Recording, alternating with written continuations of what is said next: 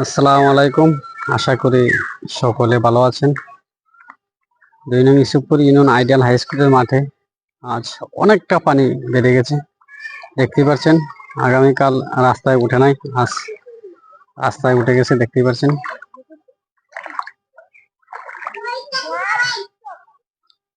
অনেকটা পানি বেড়ে গেছে।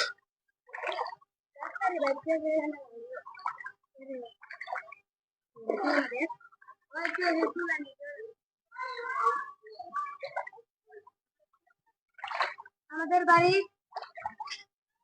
পানি হয়ে গেছে গা। আমরা এখানে অসহায় আছি, আমরা পানি খেতে পারি না, ভাত খেতে পারি না, গ্যাস নাই ধরো।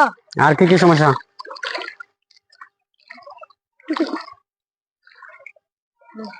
যাইতাম লয়ে গেছি গা বইরা, যাইতাম লয়ে গেছি গা বইরা।